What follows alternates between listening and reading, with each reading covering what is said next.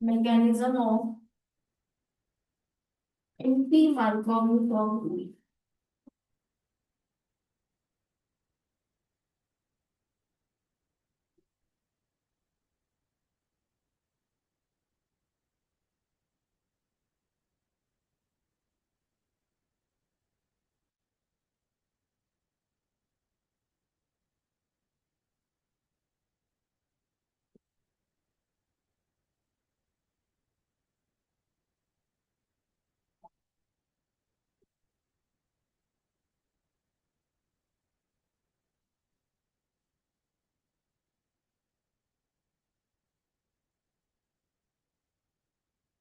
जहां मैंने आपको एक पेज या दो पेज छुड़वाए होंगे, मैकेनिज्म ऑफ एंटी मार्कोव का रूल निकाल लो। छूटा हुआ है जगह आपके पास, रिएक्शन ये लिखवा रखी है। किसके साथ होता है एंटी मार्कोव का? होता है पेरोक्साइड, हम ये लेंगे बेंजोइल पेरोक्साइड। कौन बताएगा सही लिखा क्या? आपको जो रिएक्शन लिखवा रखी है उसको पेरोक्साइड वर्ड लिखवा रहे हैं, उसके ऊपर वर्डिंग में लिख लूँ, फिर फॉर्मूला यहाँ बना लूंगी। पेरोक्साइड लिखवा दी गई होंगी मैं, फिर उसके साथ आप बेंजोइल वर्ड जोड़ो। बेंजोइल,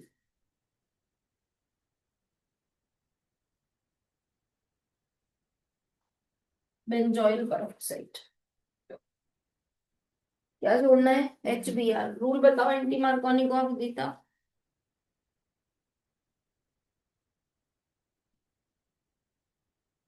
H वहां जाएगा जहाँ H कम है, क्या बनेगा? CH3 CH2 CH2 H वहां जाएगा जहां पर H, क्योंकि पेरोक्साइड दे रखा है तो फ्री रेडिकल बनेगा। और कितने बच्चों को याद है जहाँ फ्री रेडिकल बनता है वहां चेन रिएक्शन होती है, chain initiation propagation termination, 3 step वाला। तो वही मैकेनिज्म यहाँ पे फॉलो हो। आओ जल्दी।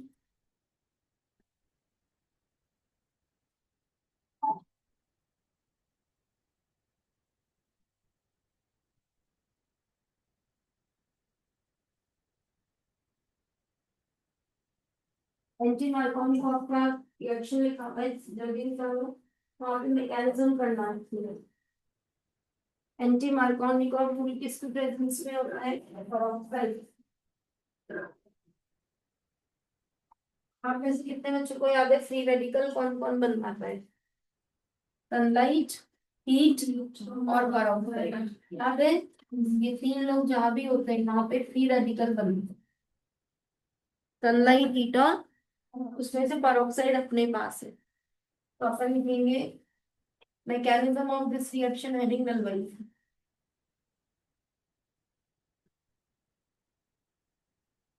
This reaction involve free radical.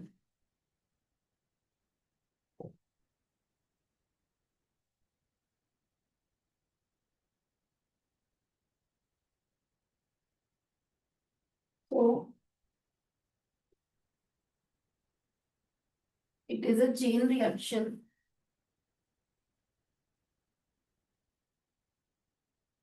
having 3 steps. It is a chain reaction having 3 steps. किसको याद है?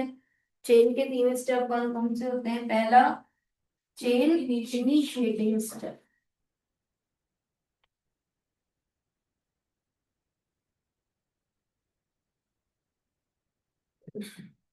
क्या होता है इनिशिएशन में? बताइए, चेन इनिशिएशन में क्या होता है? फ्री रेडिकल बनता है। फिर प्रोपोगेशन में क्या होता है? यूज होता है पहले स्टेप में साइड प्रोडक्ट, दूसरे में मेजर, और फिर चेन टर्मिनेटिंग जिसमें अपन जितने भी डॉट होते हैं उनको खत्म करते हैं। याद है? तो पहला स्टेप है चेन इनिशिएटिंग स्टेप। अब पहले सीखना रहेगा आपको, फिर लिखना रहेगा। कौन बनाएगा फ्री रेडिकल? और ऑक्साइड बनाना सिखाया था। क्या सिखाया था? और ऑक्साइड का ओ लिंकेज बना देते हैं, और फिर जो नाम होता है वो दोनों तरफ लगा देते हैं। क्या नाम है? C6H5 C डबल बॉन्ड हो, C6H5 C डबल बॉन्ड हो, इसका होमोलाइसिस हुआ। दोनों O की electronegativity same, homolysis, half curved arrow. ठीक है, क्या बनाऊं? C6H5 C डबल बॉन्ड हो O पे डॉट, दो में से एक इलेक्ट्रॉन यहाँ, और C6H5 C डबल बॉन्ड हो O पे डॉट। सही है। अब डॉट हमेशा किसकी सर्च में रहता है? तो ये इसका होमोलाइटिक हो जाएगा। एक डॉट यहाँ, एक डॉट यहाँ, ये वाला डॉट और ये वाला डॉट शेयरिंग करके क्या बना लेंगे? CO2, जैसे ऑलवेज में बनती है। और इस पे डॉट रह जाएगा, तो क्या बन गया? 2 टाइम्स C6H5 डॉट, और दो बन गए क्या? क्या इनिशिएशन हो गया? क्या इनिशिएशन खत्म हो गया? नहीं, इनिशिएशन खत्म तब होता है जब हमारे रिएक्टेंट्स में से किसी का रेडिकल बने। अभी रेडिकल इसका बना है। अब वो जो C6H5 डॉट है, ये HBr पे आएगा, और डॉट हमेशा डॉट की सर्च में रहता है, इसलिए इसका होमोलाइटिक क्लीवेज कर। ठीक है। अब एक H डॉट है और एक Br डॉट है, जोड़ना क्या है? Br डॉट रखूंगी और H डॉट इसको दे दूंगी, क्या बन जाएगा? प्लस, अब आपका इनिशिएशन हुआ है, अब आगाज हुआ है रिएक्शन का, क्योंकि आपके रिएक्शन में जो जोड़ना है उस पे डॉट रखें। आया समझ में? अब आप देख सकते हैं, प्रोपीन जब HBr और पेरोक्साइड से करता है तो थोड़ी बेंजीन भी बनती है। अब अपन इन ऑप्शन को हाथ ही नहीं लगाते हैं, है ना, जबकि ये भी मैकेनिज्म में बने हैं। CO2 गैस इवॉल्व हो रही है, देखो। जबकि अगर अपने से कोई पूछे क्या बनेगा, तो अपन एक प्रोडक्ट पे टिक करके आ जाएंगे, इंटीजर आया तो, जबकि CO2 भी गिनना है, ये भी गिनना है। और इवन इसमें भी तो दो थे, मेजर और माइनर। बनाए नहीं बनाए मैंने दोनों, या एक ही बना के गई थी? इसमें जैसे मार्कोनिकॉफ में दो बनाए, नहीं बनाए? मैंने कहा था ह्यूमन बीइंग को ही आपको इंस्ट्रक्शन दो तो 100% फॉलो नहीं हो सकता, ये तो केमिकल्स हैं। ये जितने रास्ते से गुजर सकते हैं उतने से गुजरेंगे। समझ आ रहा है? तो मार्कोनिकॉफ में मेजर मार्कोनिकॉफ का होगा, तो माइनर एंटी का बनाया था, नहीं बनाया था? तो एंटी में मेजर उसका होगा, तो उल्टे का माइनर बनेगा। मतलब ये वाला जो मार्कोनिकॉफ वाला है ना, वो माइनर बना, और मेजर एंटी वाला पेरोक्साइड है ना, उसकी प्रेजेंस में H वहां जाएगा जहां H कम है, ये मेजर है। पर थोड़ा सा ये भी बनेगा ना, 100% काम तो होता ही नहीं है। अब देखिए, दूसरा स्टेप क्या आ जाएगा? Chain propagating step. सीखिए, कौन बचा? ये काम आ गया क्या? आ गया। ये काम आ गया क्या? आ गया। ये बच रहा। अब प्रोपगेशन में प्रोटीन पिक्चर में आएगी। अटैक करने कौन आया? Br dot. डॉट हमेशा क्या चाहता है? तो इसके कारण इसका होमोलैटिक क्लीवेज हुआ। अब एक डॉट यहाँ आया, एक डॉट यहाँ। अब Br डॉट दोनों जगह जा सकता है, तो केस वन मैंने यहाँ भेजा, केस वन में यहाँ भेजूंगी, तो यहाँ का डॉट रह जाएगा, और यहाँ वाला डॉट इस डॉट के साथ मिलके CH2Br बना लेगा, प्लस ये वाला डॉट रह जाए और इस डॉट पर Br डॉट आ जाए, क्या बन जाएगा? CH3 CHBr CH2 dot. Clear है सबको? Br डॉट अकेला है, दो जगह डॉट क्रिएट हुआ, एक CH पर और एक CH2 पे। CH पे नहीं गया तो वो डॉट रह गया, और CH2 डॉट और Br डॉट ने CH2Br बना लिया। अगले केस में ये वाला डॉट रख लिया, तो CH डॉट और Br डॉट ने मिलके CHBr बना लिया। अब जिस C पर डॉट है वो दो C से कनेक्टेड है, क्या ये सेकेंडरी फ्री रेडिकल है? जिस C पर डॉट है वो एक C से कनेक्टेड है, ये प्राइमरी रेडिकल है। हाइपर कॉन्जुगेशन निकालिए, किसका ज्यादा है? जिस C पर डॉट है उसके पास ये रहा एल्काइल ग्रुप, इसके 3 CH हैं और 2 CH ये दे, और इस वाले डॉट पर देखिए ये एक आता है। तो आप लोगों ने अभी तक ये लिखा है नहीं लिखा है वो देख लेना, हमको ये बात यहाँ लिख देती हूँ। कार्बोनियम आयन की स्टेबिलिटी में टर्शरी सेकेंडरी प्राइमरी होता है,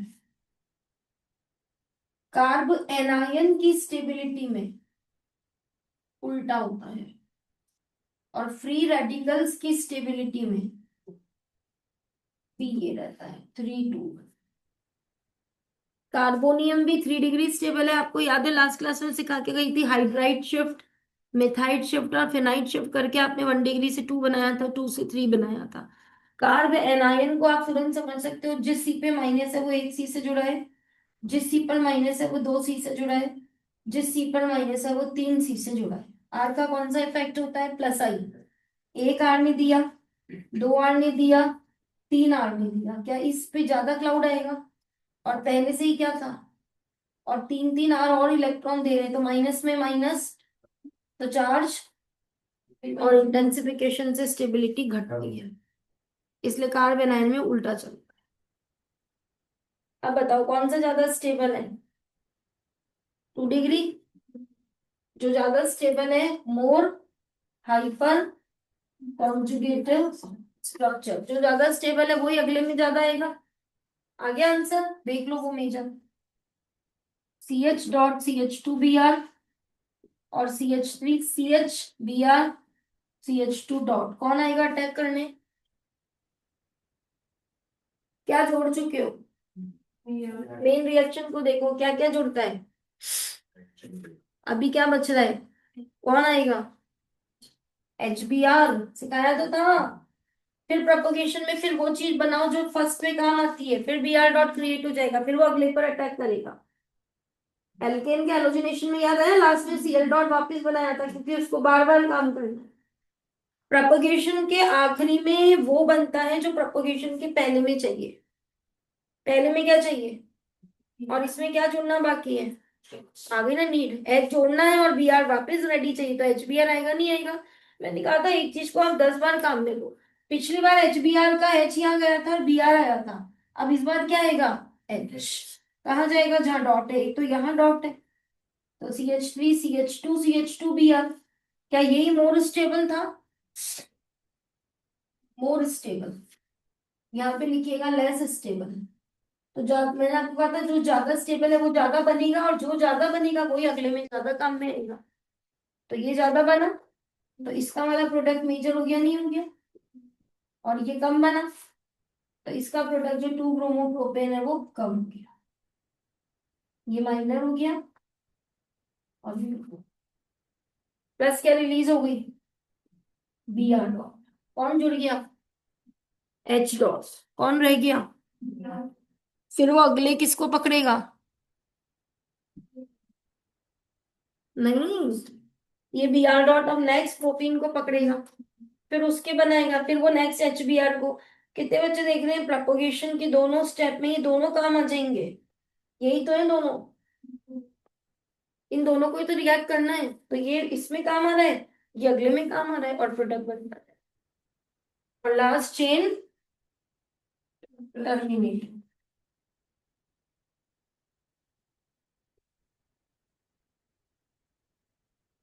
टर्मिनेटिंग में क्या करते हैं अपन? डॉट्स खत्म कर देते हैं, तो Br डॉट आपको दिख रहा है, खत्म कर दीजिए उसे। Br2 भी वन ऑफ द प्रोडक्ट हो गया नहीं हो गया, देख लो। अब बताओ इस मैकेनिज्म में कितने प्रोडक्ट्स बने? पहला 1 ब्रोमोप्रोपेन, दूसरा 2 ब्रोमोप्रोपेन, तीसरा CO2, चौथा बेंजीन, और पांचवा ब्रोमीन। 5 प्रोडक्ट्स बने।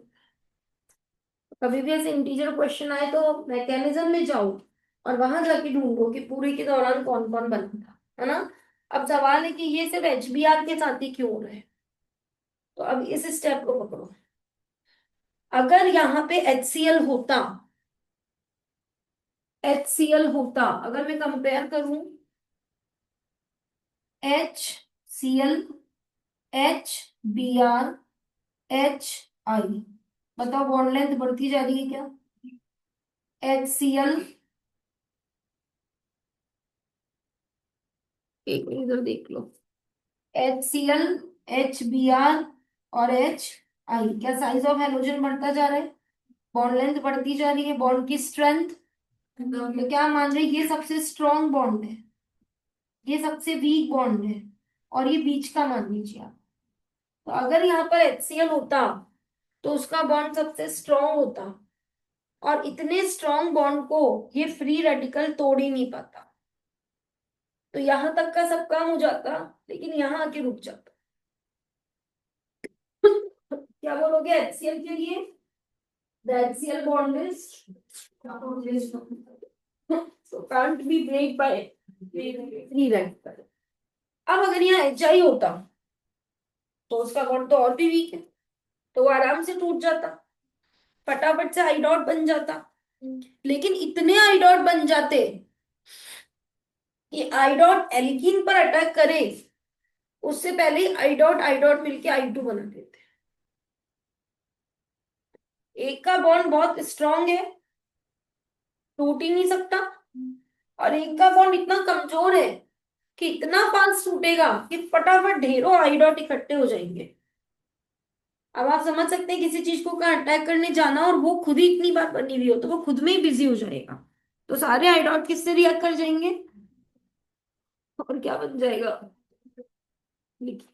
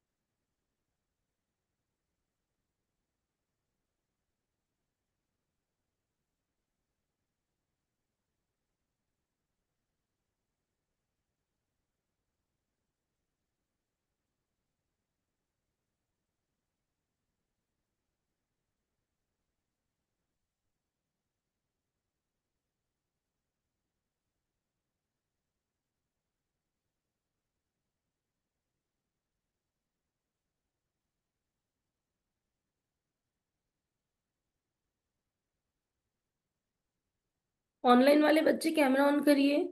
दिव्यांशी, बच्चों कैसे स्टूडेंट्स हो आप लोग? हाँ, आपको इतनी बार कहना पड़ता है, इतने अच्छे स्कूल से आप लोग बिलोंग करते हो, आपको रूल का पता है ना, आपको इतनी बार कहा मैंने कैमरा ऑन रखिए ताकि आप खुद अलर्ट रहें, मेरा कोई फायदा नहीं है इसके अंदर।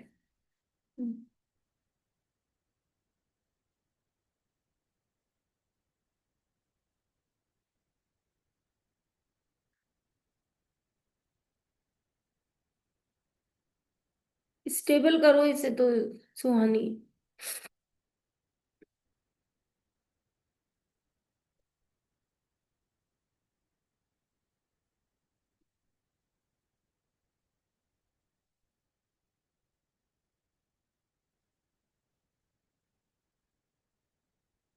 मार्कोवनिकॉफ का कंसेप्ट किसमें था? मार्कोवनिकॉफ का बेस क्या था? कार्बोनियम की स्टेबिलिटी। याद करिए, याद आ रहा है? अपन ने दो पाथ बनाए थे और अपन ने कहा था जब एच कहाँ जाएगी तो कार्बोनियम आयन मिडिल वाला बनेगा, वो ज्यादा स्टेबल है। मार्कोवनिकॉफ का कंसेप्ट है कार्बोनियम की स्टेबिलिटी, और एंटी मार्कोवनिकॉफ का कंसेप्ट है फ्री रेडिकल की स्टेबिलिटी।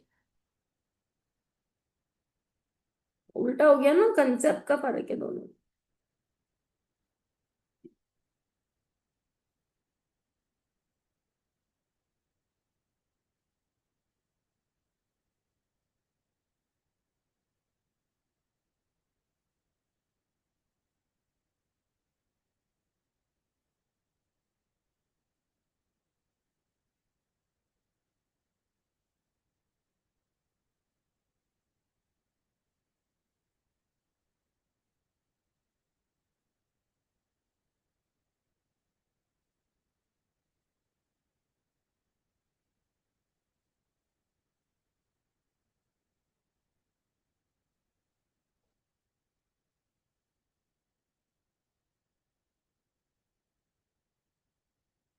लिखा सबने और हो गया क्या?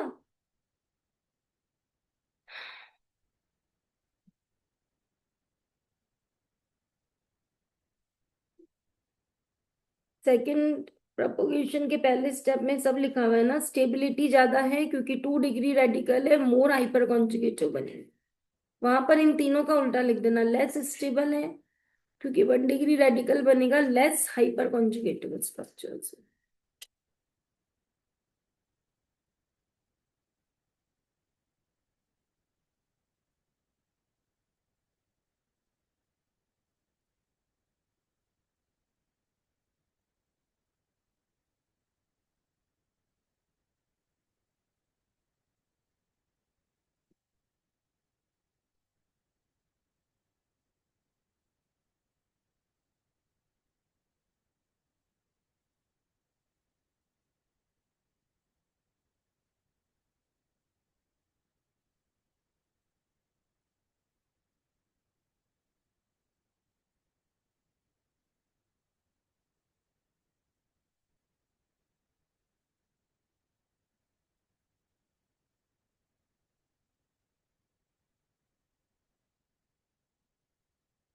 हो गया, खाना लिख लिया फिर।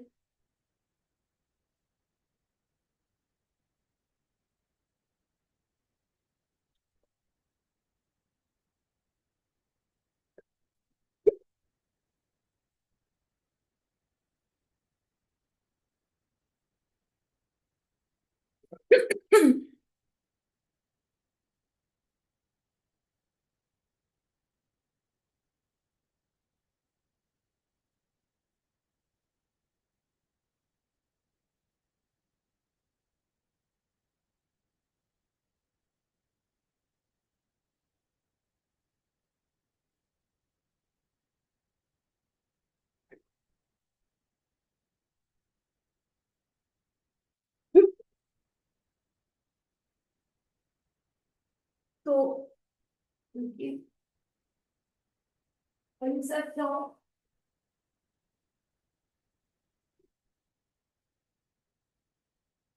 anti-harmonic of bullets, stability of more stability of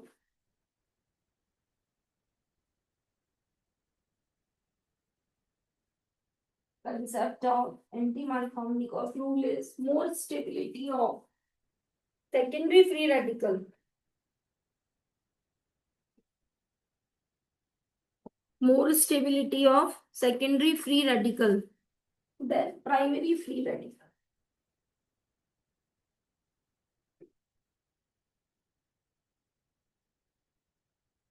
If we use HCl, अगला पॉइंट पहले ये बना ले।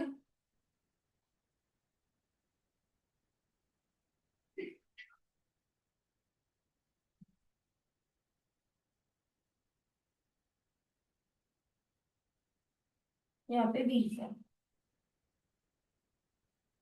If we use HCl,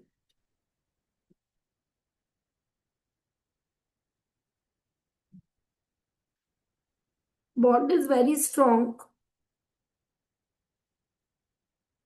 than HBr. If we use HCl, bond is very strong than HBr. So